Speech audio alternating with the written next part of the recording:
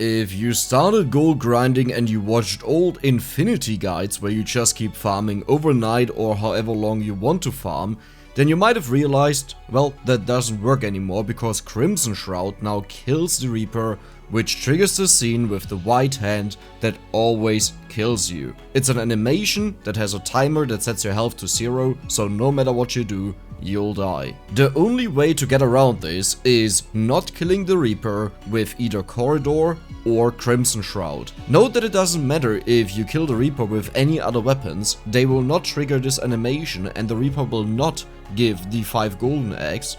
So that is the goal of today. If you hover over the video or you open up the description, you'll see that this entire video is segmented.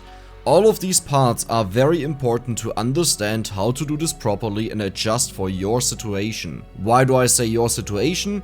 You might have a different character, you might have a different egg count, and your egg distribution, so which stats you received, might also be entirely different. And with might, I mean it's guaranteed pretty much. First, you have to decide on which character you want to do this. However, be warned that if you have no eggs on your character, this will not work. It is straight up impossible. If this is the current position you are at, then I still recommend watching this video so you know what to do in the future.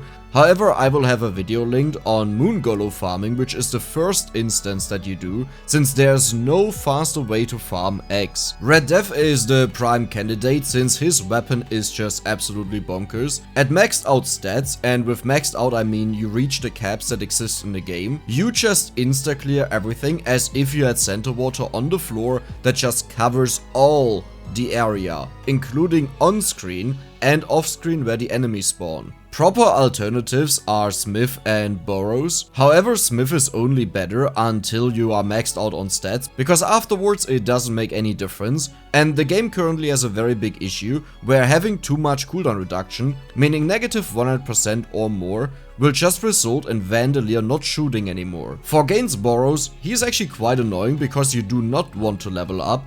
Every level up that you get makes the enemies tankier, since most enemies have their HP multiplied with your level, but this would need some proper testing to see how much the limit break would counteract that behavior. Regardless, Red Death will always be a top choice, due to Death Spiral being so insanely good, and even if you run out of the necessary damage, Slash has you covered. A 4-time multiplier on the weapon pretty much means that there is not a lot that can go wrong in the future.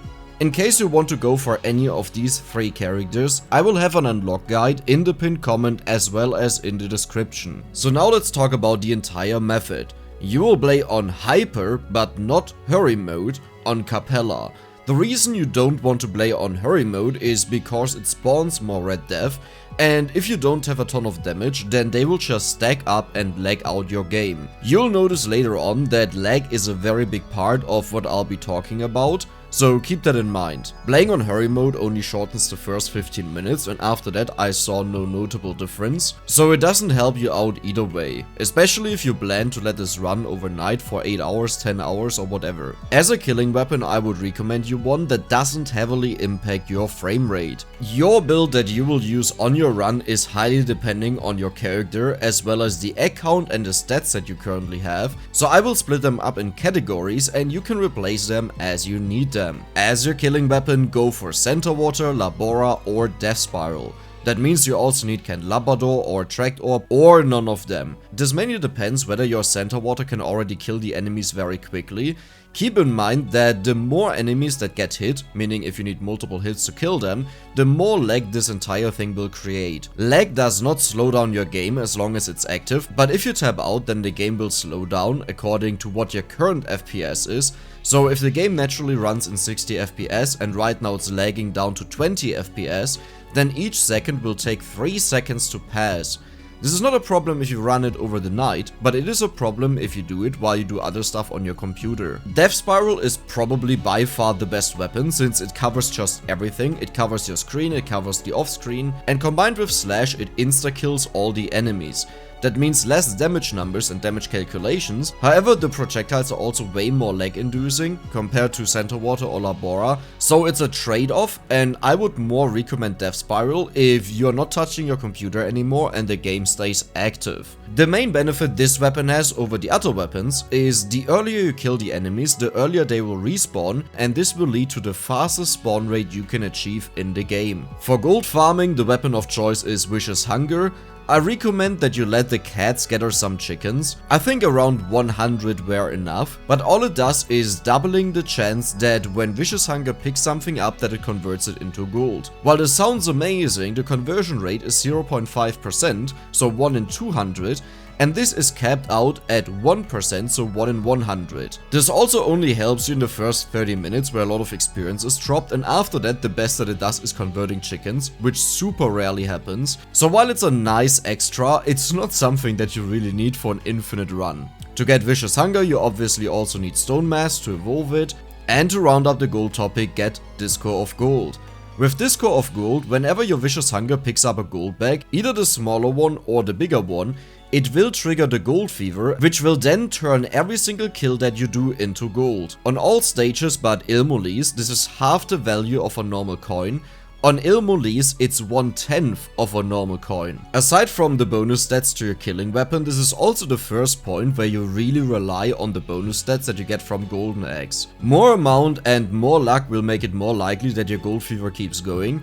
And for me at 22,000x, the gold fever roughly lasts for 50 seconds, and then it takes around 1 to 10 seconds until they find another golden bag, and it starts again. Note that the gold fever expires faster the higher the number goes, so this has nothing to do with its duration. Just for a reference value, I reach around 80,000 in 50 seconds, and then I pick up the next gold bag and it keeps going. Bumping that up to 1 minute, I get around 100k per minute. Talking about gold, it's worth noting that this rate is absolutely horrible in comparison to Capella itself, or just doing it on the best zone in the game, which is the Bone Zone. But hey, you're doing it without doing anything, it's an AFK strategy, so that is the benefit of doing it this way. Next up, we have the only survival weapon that you need, which is Laurel, and Laurel requires enough cooldown reduction. While you don't need to have negative 90% on a maxed out Laurel, it's somewhat close to it, so I would just say aim for negative 90%. If you don't reach that yet, then you can use the CDR Arcana, because this is already the entire build, so you will have 3 or 2 slots left open depending on what your starting weapon is. And if you choose Silent Old Sanctuary, this will give you a might buff of 40% as well as a cooldown buff of negative 16%. So you only need to reach negative 74%, probably negative 70% is already enough, and with this Arcana you will have enough that Laurel will always remain up.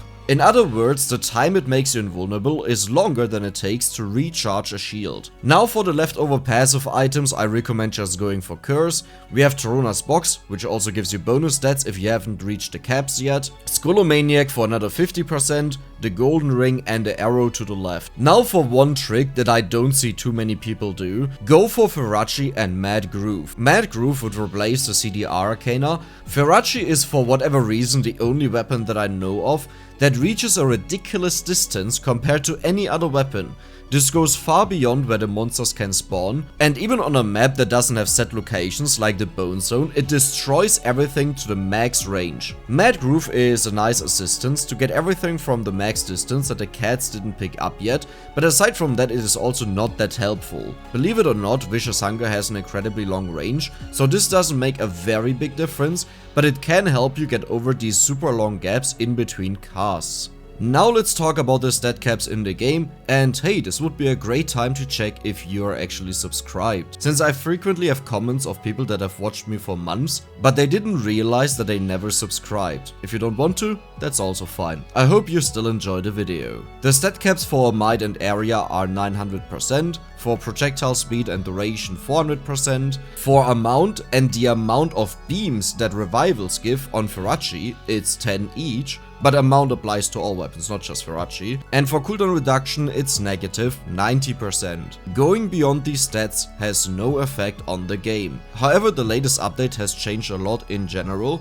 For example, the projectile cap for all the weapons was increased. This simply means how many weapons can be on the screen of the same type at the same time. And Limit Break obviously also changed a lot, not in regards to these caps, but to what kind of extremes the weapons could go. Now whether the update has changed anything about the character caps that I just named, I can't say yet, so I would recommend just checking the pinned comment, and if you see me starting off with a capital important, then there's probably something that should have been in this guide, but wasn't. Talking about Limit Break, this is a very good point to talk about this one. In general, it doesn't really help you too much if you've reached the caps. The reason is that your weapons are so ginormous and you shoot them out so frequently with so much damage that this shouldn't have any effect on anything. But at the same time, it doesn't hurt to have a little bit more, and if you are below these stat caps that I just named, then you might actually need this to perform the entire thing. Now for a quick summary on the entire run. Starting off, you will limit your weapon choices to 3 or 4 depending on what your character has.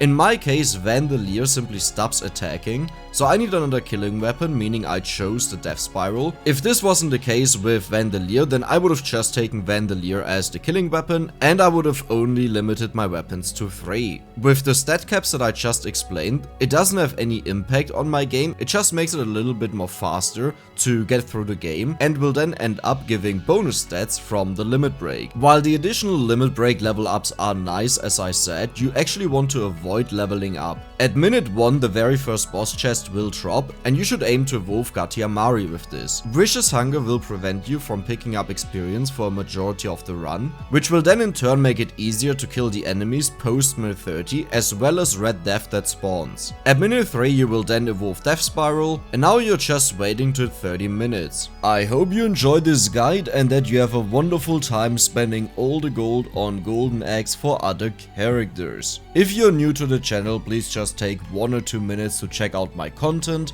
and see if this might be something for you. Overall, I do a lot of Vampire Survivors content, but I also do play other games, and it would be great if you could give me a chance.